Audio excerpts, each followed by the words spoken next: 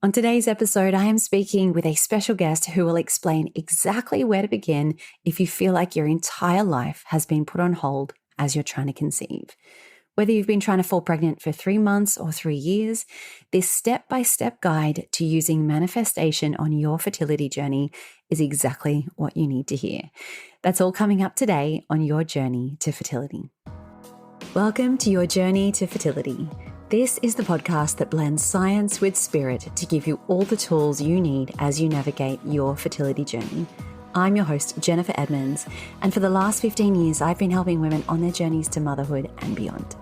I believe that combining the latest scientific research along with the best energetic and mindset practices will help you to avoid putting your life on hold and bring you closer to your baby. Each week, you'll learn ways to support your fertility and trust your body so that you can stop stressing that you'll never have your baby and finally walk your path to motherhood. This is the Your Journey to Fertility podcast. Welcome back to Your Journey to Fertility. So this episode is what I love most about helping people on their fertility journeys. It's the perfect blend of science and these more woo-woo practices that you can implement into your own life. And when you do, the world just seems to open up. My guest today is one of my favorite people. I met Jessi LeVesconte a couple of years ago on TikTok, and we connected immediately over our shared journeys of infertility and everything that we went through to have our families. But also her content and her messaging really spoke to me in a strong way. Infertility is hard. We know that, and there are so many people here to remind us of that daily. But Jessi's work offers another perspective.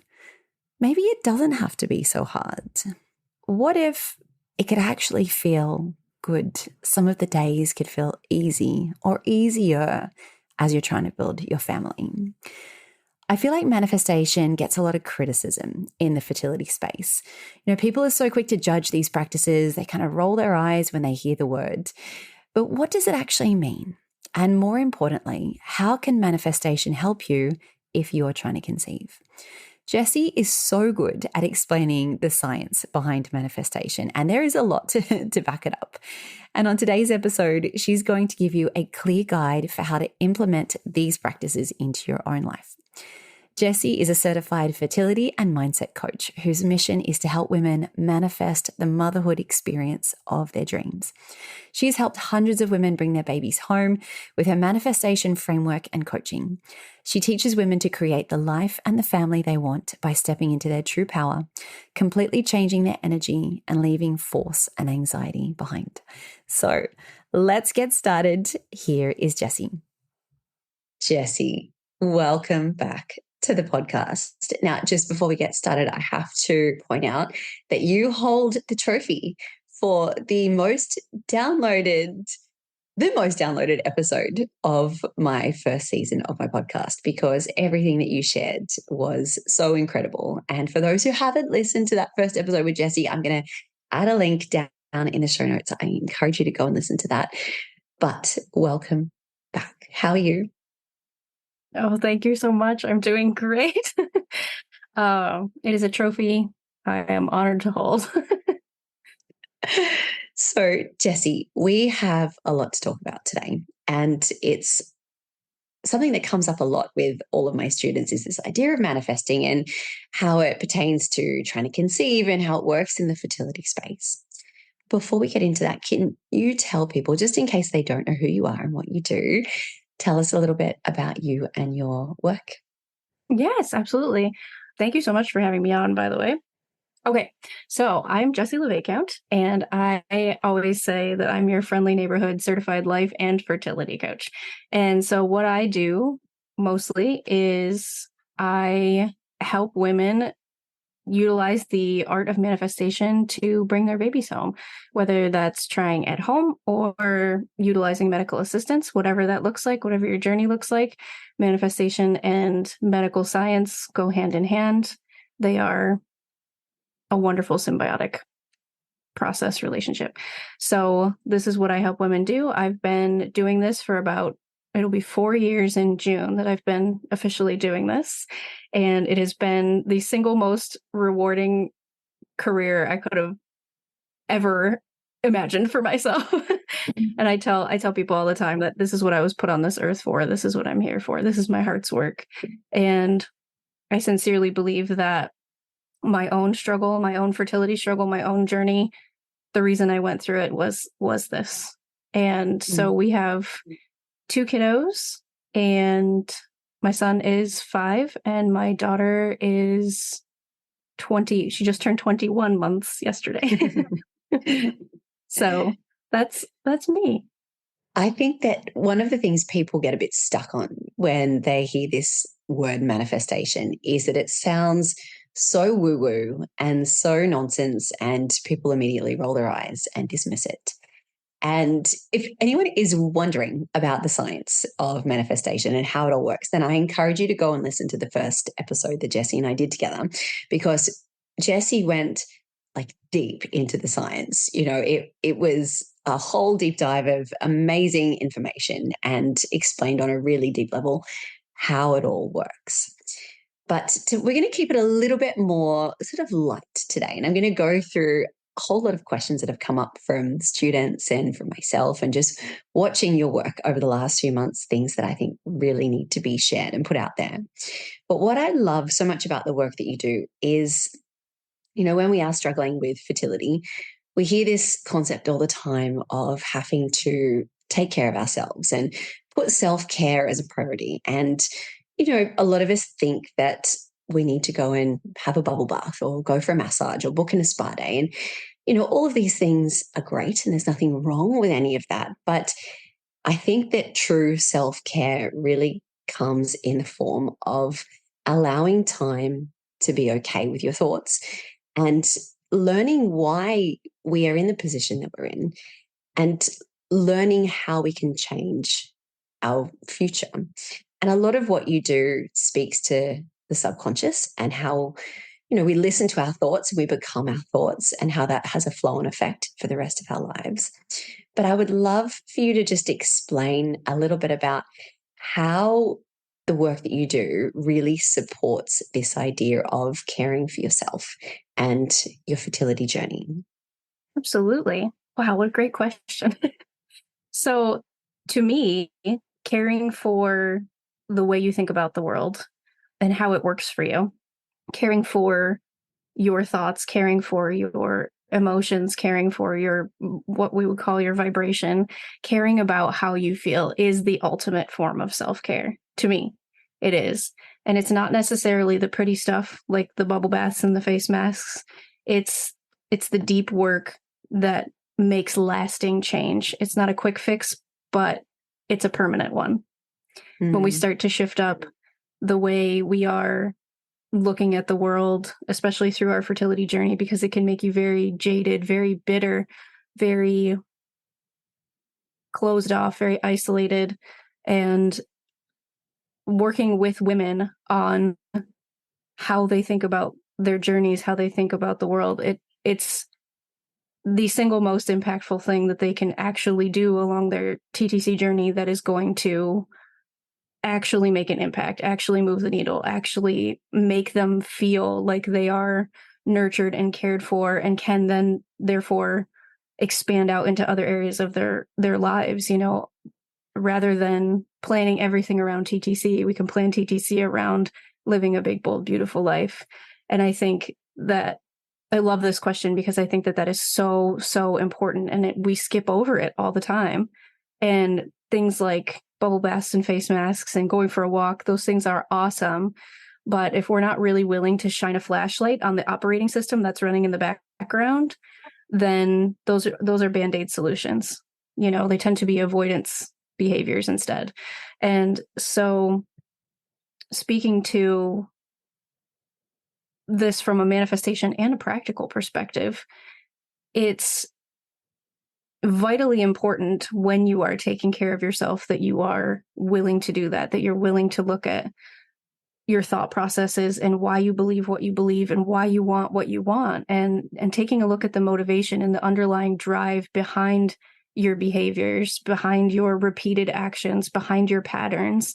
And once you recognize that those are patterns, then they're no longer patterns or habits. Now you have the freedom of them becoming a choice. rather than something that you're forced to repeat over and over again, because there's an awareness there. And with that, I think the reason why people avoid that so much, especially along a TTC journey, is because sometimes I just think this is important to note. This is a mild side tangent, but it's important to note that, like, at no point is taking a look at your thoughts and how they affect your world and how they are the paintbrush by which your reality is crafted. At no point does that mean that anything is your fault. And I think that that's really, really important to note. So, like, even as you're listening to this, if you're feeling like, well, I just have to think better. I just have to think right. Like, as Jen and I are sitting here talking, because if I don't, then it's all my fault. It's all my fault I'm here, but that's not what we're saying.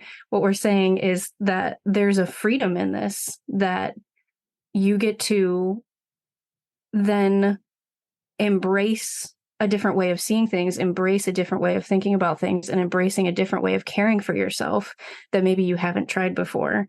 And that opens the door to so much expansion, like bigger than you ever thought possible. You know what I mean? So it's definitely not a fault thing. It's just, this gets to be a choice that you get to make. This gets to be a road of expansion that you go down. There's no fault. Nothing is good or bad. This is all morally neutral. So I wanted to throw that in there. No, it's important to note, because there is so much blame when you're trying to conceive, especially on women, as we all know. So that is the last thing. And I think as you listen to this episode, that's going to become super clear. Can you explain why our brain will always lean towards this idea of a familiar hell rather than an unfamiliar heaven? What does that mean, and how can we start to recognize that? So the reason why we will always lean toward an unfamiliar hell, and what we mean by that is all of your thoughts that you wish you didn't have, that feel really shitty but feel really true, right? So these are the thoughts that are recurring for you, that are like, this is never going to happen for me. It hasn't happened up to this point. Why will it happen now? I'm such a failure. I'm letting everybody down along this fertility journey. All of these things, it is so much easier for your brain to continue to choose these things, not because they're true or real, or because they will make things actually hurt less if you believe those, because you're being realistic, but because they're familiar. That's the reason why your brain will choose the familiar hell, because it's all a built-in safety mechanism. And to your brain, the number one priority is safety. Number one. You can't escape it. So then we think to ourselves, well, why can't I just stay positive? Why can't I just, think better? Why can't I just feel better? Why can't, we put a lot of pressure on ourselves and a lot of blame on ourselves. And I hear this a lot too in the TTC space. Like, I'm trying to stay positive. I'm trying to stay positive. And like, you can't. Do you know what I mean? Like, it's not helpful. It's not like to put that pressure on yourself. It's not how your biology works. It's not how your chemistry works. You are built to see potential threats and potential danger, and you are built to avoid those over seeking pleasure. So, when in the NLP world, they talk about two different types of motivation: away from motivation and towards motivation. And away from motivation is meant to be a short-term escape from a potential threat, something that is threatening your safety. So that would be your things like running away from a tiger, you know what I mean? Or getting out of a dangerous situation. Though that kind of motivation is still necessary, but it's meant to be short term. Towards motivation is when you're really excited about something and you're moving towards it, and obstacles don't really seem like a big deal because you're so excited to get there. So our goal is to kind of override the biological system in response to the fertility journey and move it into that towards motivation, because it's absolutely possible. But understanding that your brain's number one priority is safety, and we end up getting stuck in this away from motivation. And then after a while, because it's familiar, it feels safer. And that's why they call it a familiar hell. Even though it's shitty, even though it hurts, you end up staying stuck there because you're used to it, because you've practiced it, because you have felt those emotions and had those physiological reactions in your body, those chemical reactions that are produced by your thoughts. You continue to have those, and it's almost like an addiction. And then when you try to break that, all of the alarm bells sound in your brain, and they say, this is not safe, this is not safe, this is not safe. And that's why you find yourself saying, I don't want to get my hopes up. That's why you find yourself saying that. And so making the choice to choose an unfamiliar heaven, it's ringing those alarm bells like crazy. So what we have to do then inside of our work is bring in that safety. We have to bring in that safety and, like we talk about, feeling safe, feeling good. Because if you sincerely ask yourself, when is the last time that I actually let myself feel good? Along this TTC journey, in any area of life, when is the last time I actually let myself really revel in joy? When is the last time that happened? And by and large, the answer is, I don't remember. I don't remember the last time I let myself do that. And that's simply because it's not because you're flawed. It's because that's the way your brain works. It is built to foresee that danger. And coming back down to a place that feels safe requires a process. It takes practice. That's why they call it a practice, because it takes practice. So while it's shitty and it hurts, that's what your brain will choose 9 times out of 10 until you practice feeling safe, feeling good. So this loop that we get stuck in, words, thoughts, desires, and then actions, they end up being polar opposites. You want something, but your brain is telling you can't have it. You desire having a baby, but then, the words that we speak, oh, it's never going to happen. It didn't happen this month. I don't want to get my hopes up. What effect does this have on our lives? And how can we get all of this to match up? Ooh, I love this idea of matching. I've been thinking for a long time about how to describe alignment in a way that makes, because alignment is a very manifesty word, like you should be in alignment with your desires, but what does that mean, right? And so what that means essentially is that the thoughts you think, the feelings you feel, and the words you speak, and what you believe to be true, and the actions that you're taking, and what you want, all match up. It's all one congruent line.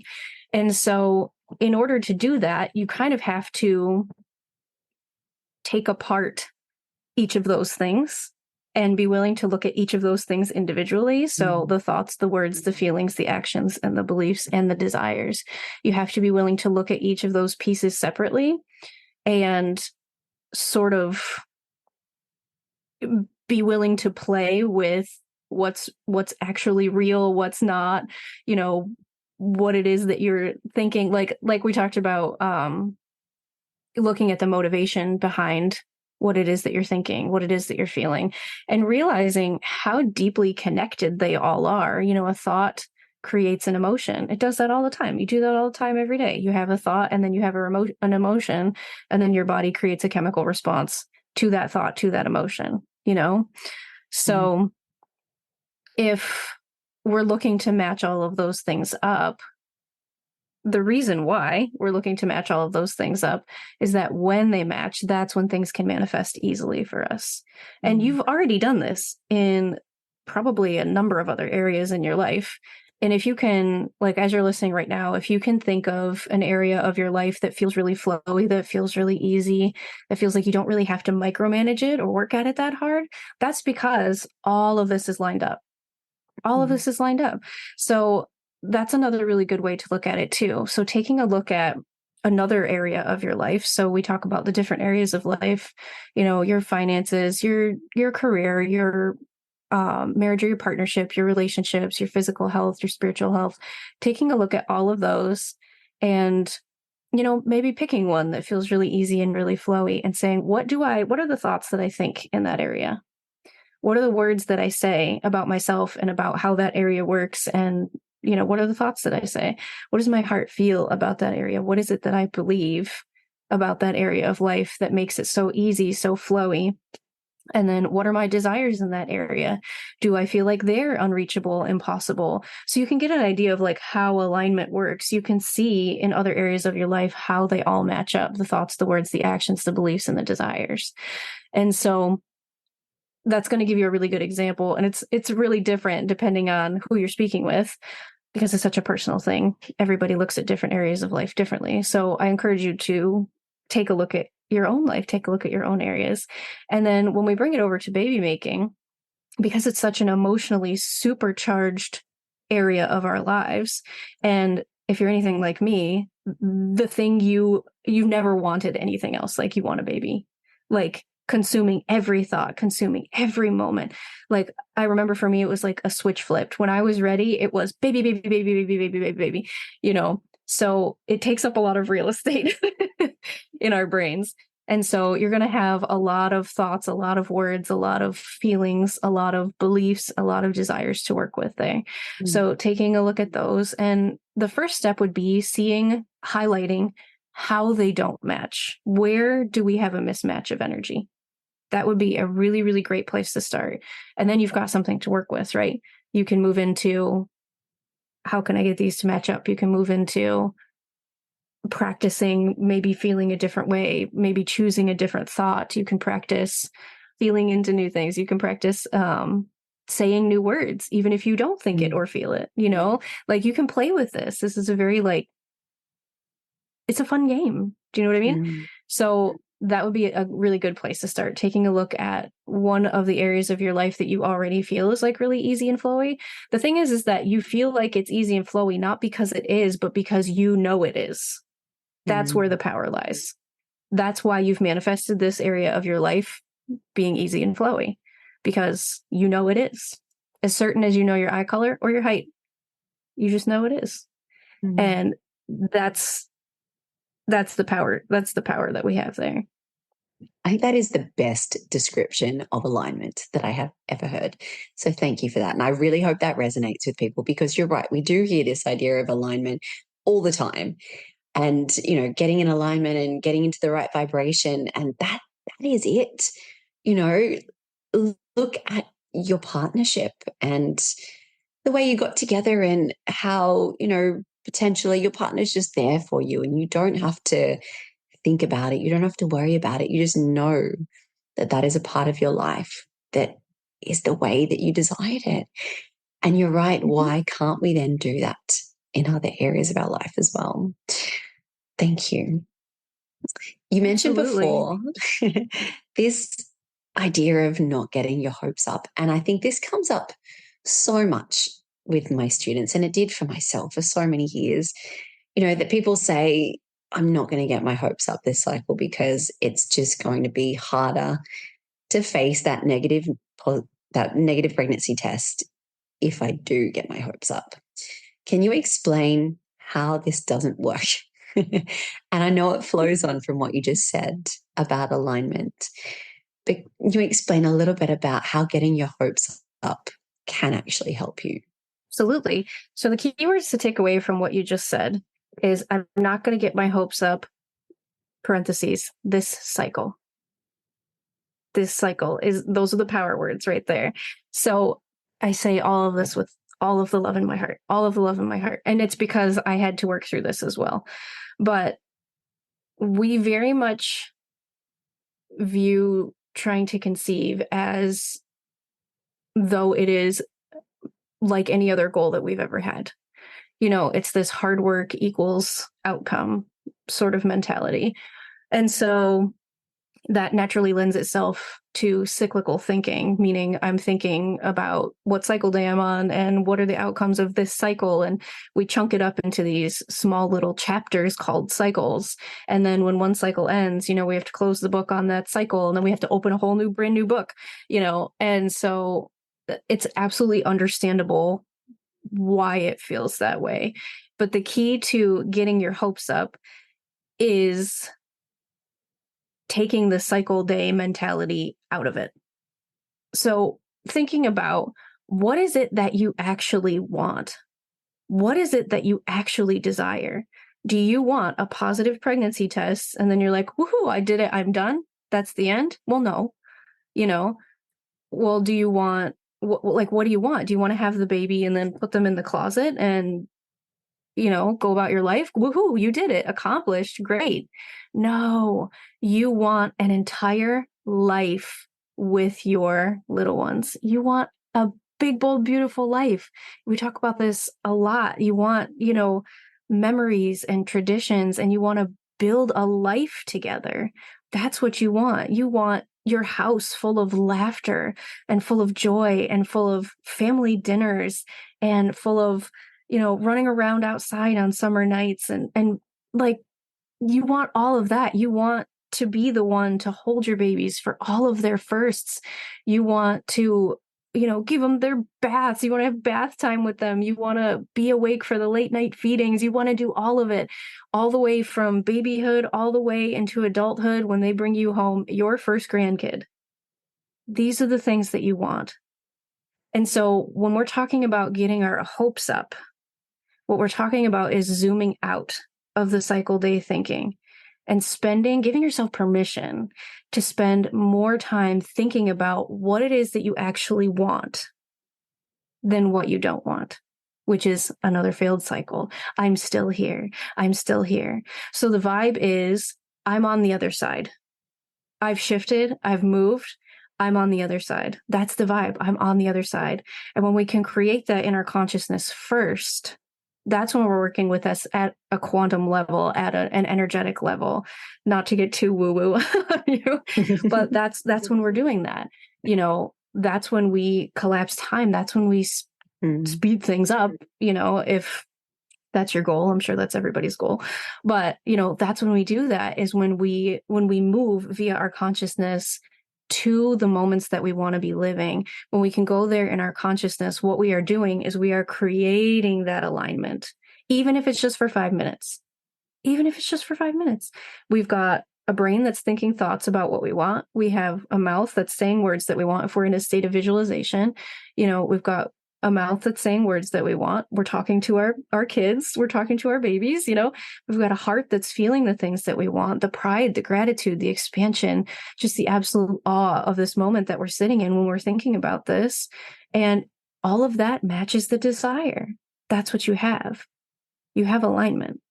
And so when you do that, that is really powerful manifestation energy right there. That's what it is. Mm-hmm.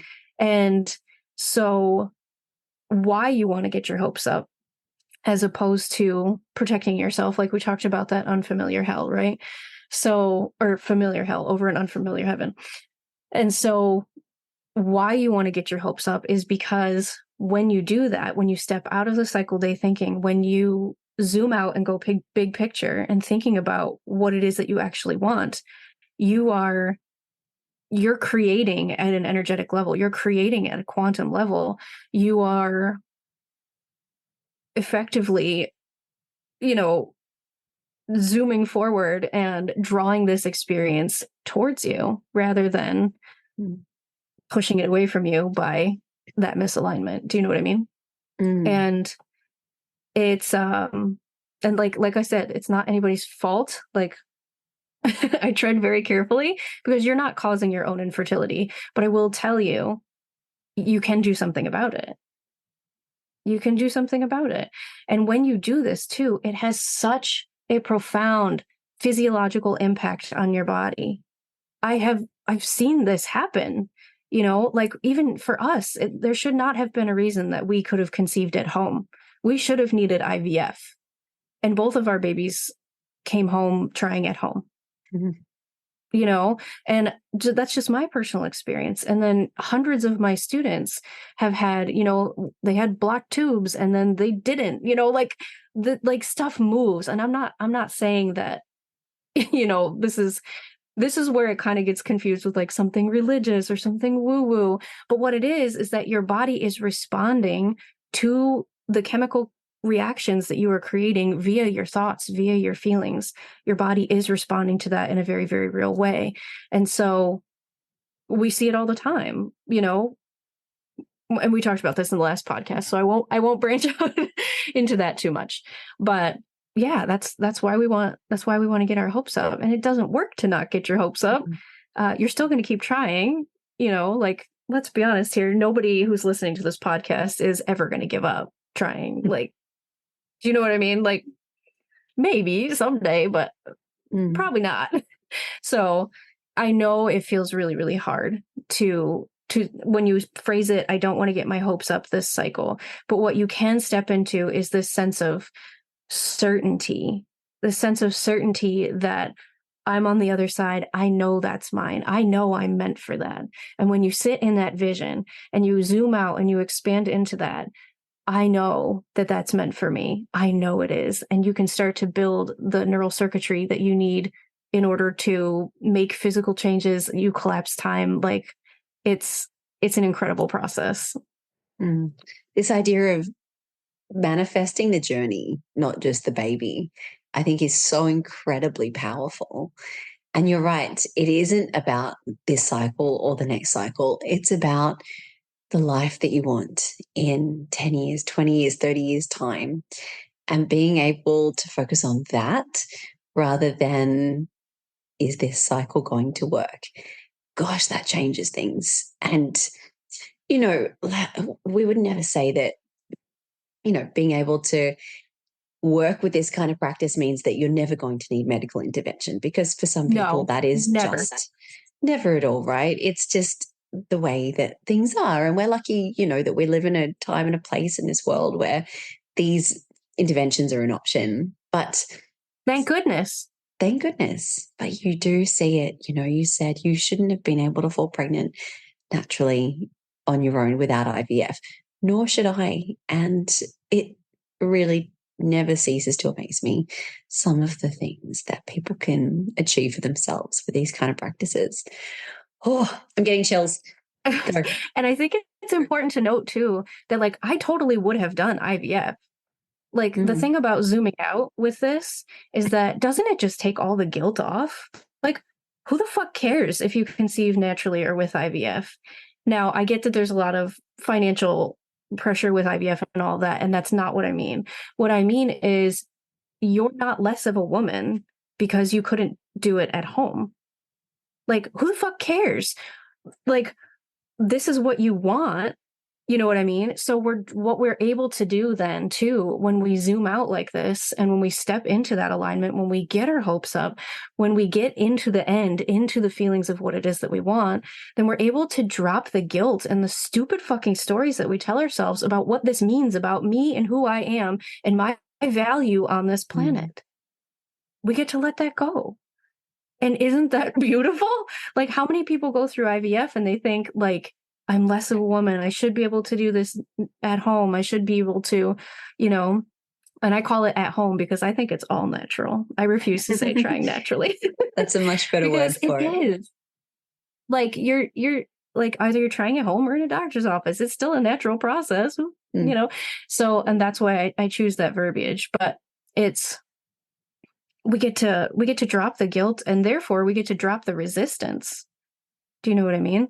And the resistance towards needing treatment and telling ourselves a story about what it means about us and how we're falling short and we're letting people down and we're a failure and all of that.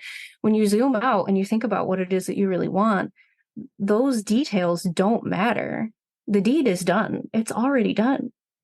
I love that so much. So how can we get into this powerful emotional state that we need in order to bring all of those things into alignment, in order to manifest what we want and build the life that we want? When you're facing down doctor's appointments and family asking you when you're going to have a baby, and people at work with pregnant bellies everywhere, and it's just one thing after the next, and it's so overwhelming. How do we even get into that powerful emotional state? Where do we begin? Okay. This is my whole course, so if I could condense so we'll be here for another 6 weeks. Obviously, this is very different depending on your unique situation, and that's why people like Jen and myself, we create courses and do work with people on their unique situations. But a really great place to start would be a daily practice of kind of what I just highlighted. So it would be a daily practice of, if you set aside 5 minutes, and if you don't like sitting and meditating or visualizing, you can think about it two different ways. One, you could write it down. You could write it down. And if it gets you into those feelings, then awesome. Great. That's plenty, But my biggest go-to is a meditative state of visualization, because to me, the most important, I call them the big three, the most important things that you're hitting on is you're in a meditative state. So your brain is in a different brainwave state. You are visualizing what it is that you want, and then you are feeling the feelings. So meditation, visualization, and gratitude, because how thankful would you be if you're sitting there in this moment with your babies and you're out having a picnic on a beach somewhere. So you want two kids and you've got them both there and they're eating little cheese puffs and you're watching the waves and like you're feeling this moment, right? Like you can probably feel that as I'm talking about it, but get specific about the things that you are excited to do with your babies, and not just the big things either, the small, mundane, everyday life things. So we're normalizing that, right? Like, this is normal for me. This is a normal day for me. And so it doesn't have to be this big explosive thing. It can be like, just, I'm really looking forward to one of my client favorite meditations is the one where we are feeding our baby in the middle of the night and the whole world is sleeping except us. And we get to enjoy the snuggles and we get to smell our baby's little head and we get to feel the weight of them on our chest. Feel into these moments, even if it's just 5 minutes a day. Even if it's just 5 minutes a day. And then if you want to go back to feeling like shit afterwards, you're more than welcome to.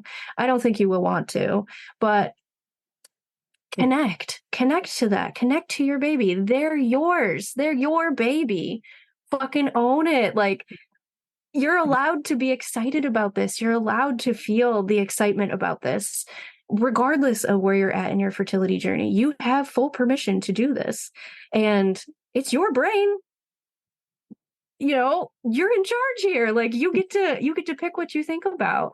So lean into that. That would be a really, really great condensed down first step. A meditative state of visualization. Just calm in the body, taking a couple deep breaths, do one of Jen's yoga flows first. That was my go-to, was a yoga flow into a meditation, because you're really getting present into your body and it makes the meditation so much easier. So just to hype Jen up a little bit, because what she does is absolutely amazing. And I love her flows. And so yeah, doing one of those and then slipping into a meditation and letting yourself go where you actually want to go and practice it. If it doesn't go well at first, who cares? Keep going, keep practicing. And it's going to get easier. It's going to get better.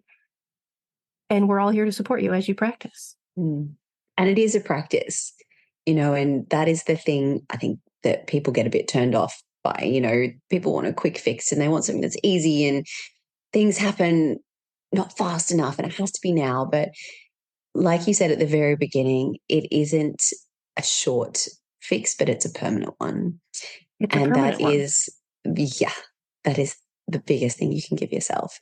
And just to go on for a little yoga tangent there, that there's no mistake in that, the ancient yogis planned it that way. We do the asana, the movements, the exercises first, and then we come into stillness and then we meditate, because like we've talked about, it is all about reminding your brain that you're safe. And when you're moving and you're breathing and you're present and you know that you are in a place that there's nothing to fear and there's nothing to worry about, your brain does recognize how safe it is. And that is the best place for you to then drop into meditation and to start focusing on these things that we really want. So thanks for bringing that up, because it makes such a big difference. And see, I didn't even know that when I started this. Like, I didn't know that. It just felt really good to move into yoga and then into meditation. See, your body just knew. Yeah, right? Like, it was a very intuitive thing. It felt very connected. Oh, it was, I love it. I love it so much. And now you know why Jen and I are besties. There you go. Magic. Well, it's actually science, but, magic as well. Can you talk about this idea of people wanting to be right all the time, and what that looks like on a TTC journey, and how that ends up blocking what we desire. Because I know we manifest what we believe, not what we necessarily just desire. So how is this, I need to be right, I have to be right about things, get in the way of all of that? Yeah. So it's kind of the same deal as the familiar hell over the unfamiliar heaven. It's a safety mechanism. So the need to be right is safety. And so when you are thinking the same thoughts over and over and over again along this TTC journey, and it feels unsafe to expect anything else, when it feels the safest to be repeating these thoughts in this familiar hell, what ends up happening is you get to the end of the cycle, or you are navigating your treatment cycle, or you are anticipating all of this bad news along the way. And that ends up being what you get. And like I said, this is not me saying that this is anybody's fault. That's not it. What it is it's not so much the fact that you thought, oh my gosh, there's going to be bad news, right? It's not that. It's that you have this underlying belief. Like for me, for example, I'll bring it to my example. When we were trying for our first, I very much had this expectation. Like I would go through a cycle and I would say, well, it hasn't worked up till this point, so why would it work now? And I would get to about maybe like 8 days past ovulation in like a trying at home cycle. I would get to about 8 days past ovulation and I would say, all right, so I need to mentally prepare myself for how I'm going to handle this heartbreak, for how I'm going to handle this negative test. I had a client that had a list of all these people she was actively avoiding, who were trying to get, or who had successfully conceived. They were pregnant, or they had kids, or they were trying, and she didn't want them to announce to her that they were successfully pregnant before her. So like, it was stuff like that. It was like, okay, who do I need to add to my list? Who do I need to stay away from for the next few days? Like it was very much like I had this underlying belief, when you broke it all down, that no matter what I did, no matter who I was, like I wasn't worthy of this happening in an easy way. And I felt like I had this underlying belief of, this has to be hard or it's not worth doing. It's not worth having. These are the beliefs that kind of fueled me, was that, only good things come to those who wait, right? I feel like that one is so sinister when it comes to manifestation, and in a TTC journey specifically, because it's like, good things come to those who wait. And it's not that I can't wait for things, but it then creates this underlying belief of, well, I have to wait or it's not good. It's not a good thing. Do you know what I mean?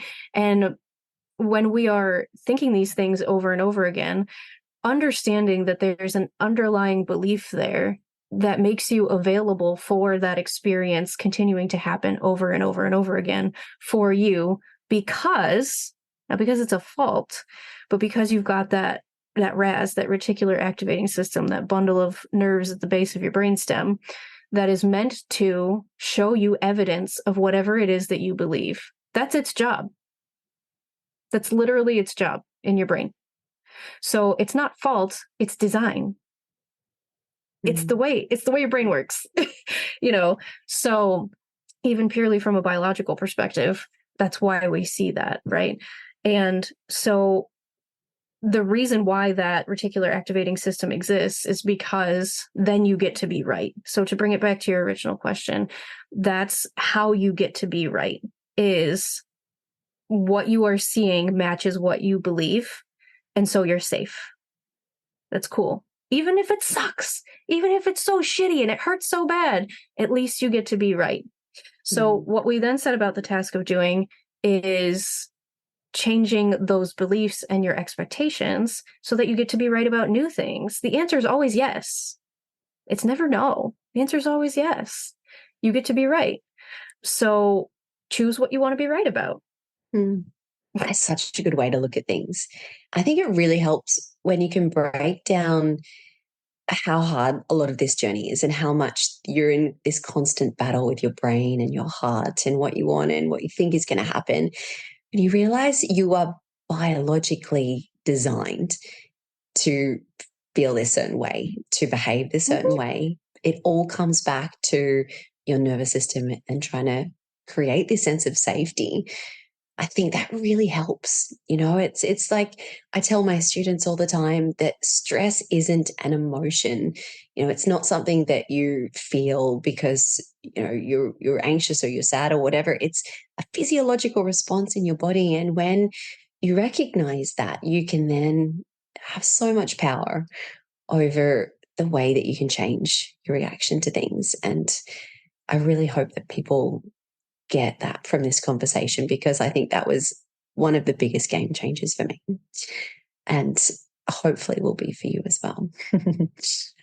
Jessi, is there anything that you wish you had known sooner, or anything that you wish people would know now, if there was one bit of advice that you would give them? I think I shared this on the last episode that we did together, but my number one mission is to let women know that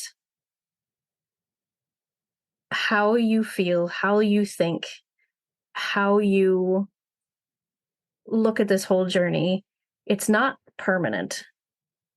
You're not stuck. And when I got my very first positive test, one of the very first thoughts that I had, one of the very first things that I thought to myself was, oh my gosh, you can be happy and get pregnant.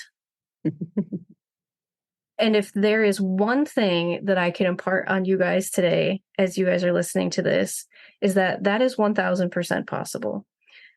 It doesn't, nobody's forcing you to feel any other kind of way. How you feel is totally valid as you are moving through your human experience. I still get pissed off. I still get triggered. I still cry. I just posted a picture in my Facebook group of me crying while I was journaling through something really hard like a week ago because I'm a human. I'm living a human experience, even as I'm manifesting new levels in my life. But the thing is that you can be happy and still get pregnant. I think that's really big news. I wish I would have known that sooner, that the misery is not required in order to earn this baby. It's not. You don't have to earn it with your blood, sweat, and tears. You deserve this baby. They're already yours. They're already connected to you. You know it, and you can feel it right now. You can feel it, or you wouldn't be here. Especially at the end of this particular episode. You wouldn't be here if you couldn't feel it.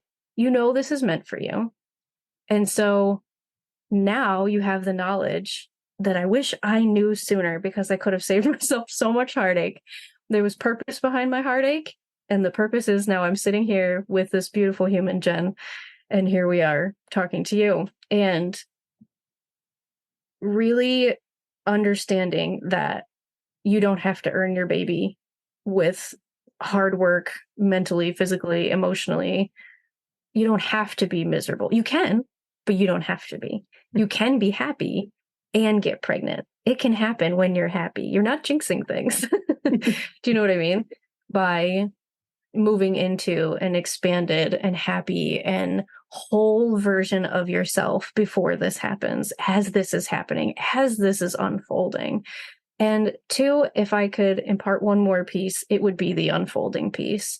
It would be, I wish that I could have seen, and right now I'm really practiced at this. So having been in the manifestation space for this long, because I love manifestation so much, I could have stopped at the positive pregnancy test, and clearly I just kept going with it. I'm using manifestation in every area of my life. I'm calling in new things all the time because I never want the magic to end. I could have stopped. I could have been like, I got what I wanted, but I didn't. So I'm really practiced in this, but I wish I could have seen the unfolding of it as it was happening. I wish I could have noticed all of the small pieces that were moving into place. And it's hard to do that when you're living it in your everyday life, and every day is the same as the last, and it feels like that. But I would like to encourage you to take a look at what has shifted in your life since you started trying to conceive. In what way has the universe or God or nothing at all, whatever you believe, in what way have things moved that are going to eventually lead to not just a positive pregnancy test, but the kind of motherhood experience that you want?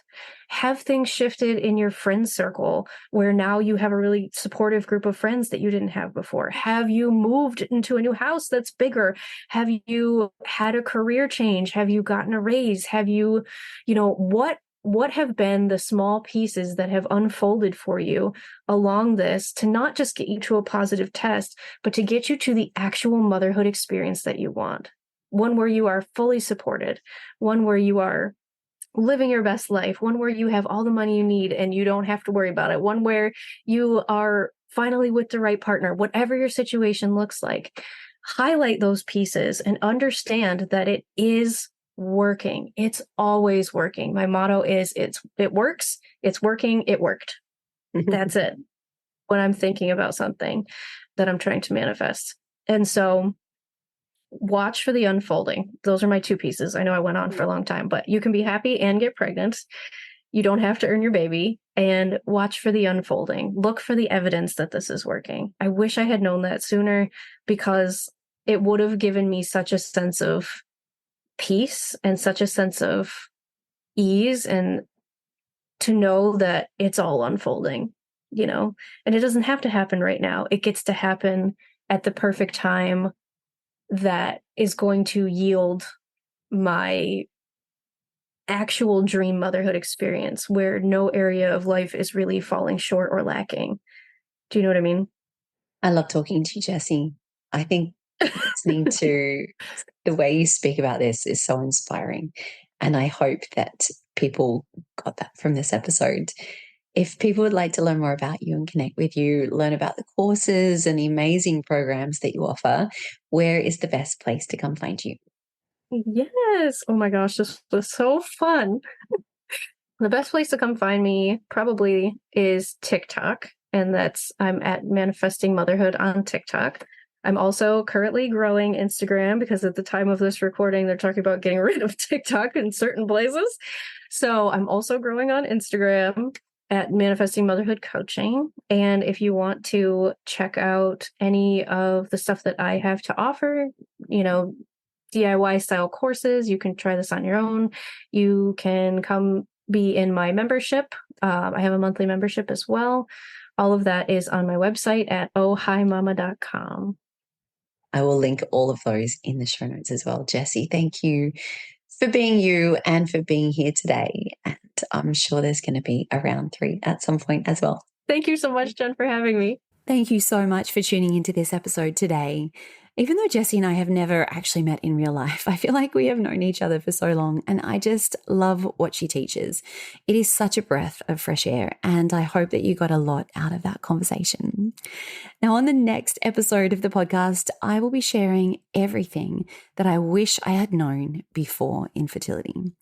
Whether you've just started trying to conceive or you've been on this path for several years, there is so much here that will support this journey of the unknown. So until then, I am sending you all my love as you continue your own journey to fertility. The most common thing I hear from students who are on their fertility journey is that the stress of trying to conceive has taken over their life. Your days end up being filled with endless appointments, navigating pregnancy announcements. You're trying to eat right, take all your supplements, and it is all you think about from the moment you wake up. I designed the Element Fertility Yoga course to support your body, your mind, and your mental health in 3 important ways: to synchronize your hormones, increase circulation and blood flow, and to help regulate your nervous system. But on top of this, the greatest gift that you can give yourself throughout this journey is a sense of peace, to help you calm your mind and just make this process feel easier. Every single one of my students tell me that this is the first thing they notice after starting a yoga, meditation, and breathwork practice. But on top of this, you have the amazing benefit of actually supporting and increasing your fertility. Studies have shown that those participating in mind-body programs as they're trying to conceive have success rates 3 times greater than those who don't. The course I've designed walks you through natural conception as well as fertility treatments and IVF cycles. And the best part is you can work through it at your own pace in the comfort of your home. The practices start from just 10 minutes per day. To learn more, visit elementpilatesyoga.com or see the link in the show notes.